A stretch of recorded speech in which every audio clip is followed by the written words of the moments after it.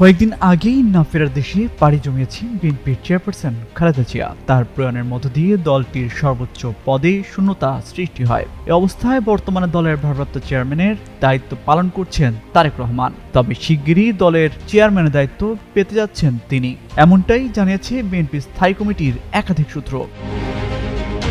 শুক্রবার এমন তথ্য দিয়ে একটি প্রতিবেদন প্রকাশ করে দৈনিক বণিক বার্তা পত্রিকা। চেয়ারপারসন খালেদা জিয়া কারাগারে যাওয়ার পর থেকেই দলের সিনিয়র ভাইস চেয়ারম্যানের পদে থাকা তারেক রহমান ভারপ্রাপ্ত চেয়ারম্যানের দায়িত্ব পালন করছেন। বিএনপির দলীয় গঠনতন্ত্র ৭-এর গ ধারায় ৩ অনুযায়ী সিনিয়র ভাইস চেয়ারম্যানের কর্তব্য, ক্ষমতা ও দায়িত্ব প্রসঙ্গে বলা আছে, যে কোনো কারণে চেয়ারম্যানের পদ শূন্য হলে সিনিয়র ভাইস চেয়ারম্যানের অবশিষ্ট মেয়াদের জন্য চেয়ারম্যান হিসেবে দায়িত্ব গ্রহণ করবেন এবং গঠনতন্ত্র অনুযায়ী পরবর্তী চেয়ারম্যান নির্বাচিত হয়ে দায়িত্ব গ্রহণ না করা পর্যন্ত তিনি চেয়ারম্যানের দায়িত্বে বহাল থাকবেন।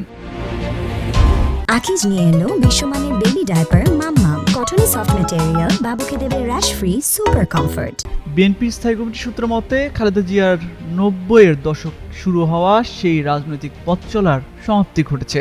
দলীয় শূন্যতা পূরণের জন্য স্বাভাবিকভাবেই এ বিষয়ে সিদ্ধান্ত আসবে।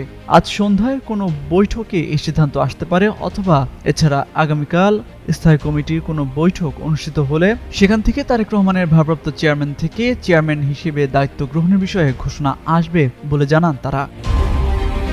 প্রয়াত রাষ্ট্রপতি জিয়াউর রহমান এবং সাবেক প্রধানমন্ত্রী খালেদা জিয়ার বড় সন্তান তারেক রহমান ১৯৮৮ সালে বগুড়ার গাবতলী থানা বিএনপিতে সাধারণ সদস্য হিসেবে রাজনীতিতে যাত্রা শুরু করেন। পরে ১৯৯১ ও ১৯৯৬ সালে খালেদা জিয়ার ৫টি আসনে সাংগঠনিক দায়িত্ব পালন করেন। নানা রকম সামাজিক কর্মকাণ্ড, উন্নয়ন এবং তৃণমূলের রাজনীতিতে যুক্ত থাকেন এই নেতা। ২০০২ সালে দায়িত্ব পান সিনিয়র যুগ্ম মহাসচিবের। তারেক রহমান ২০০৭ সালে ১/১১ পট পরিবর্তনের পর গ্রেফতার হন। ২০০৮ সালে কারাগার থেকে মুক্তি পেয়ে চিকিৎসার জন্য সপরিবারে যুক্তরাজ্যে যান। ২০১৮ সালে বিএনপি চেয়ারপারসন খালেদা জিয়া কারাগারে যাওয়ার পর দলের ভারপ্রাপ্ত চেয়ারম্যান হিসেবে যুক্তরাজ্য থেকে দল পরিচালনার দায়িত্ব নেন। এরপর লন্ডনে দীর্ঘ ১৭ বছরের নির্বাসিত জীবন কাটিয়ে অবশেষে গত ২৫ ডিসেম্বর স্বদেশে ফিরেছেন বিএনপির ভারপ্রাপ্ত চেয়ারম্যান তারেক রহমান। তামজিদ মির্জা, যুগান্তর নিউজ।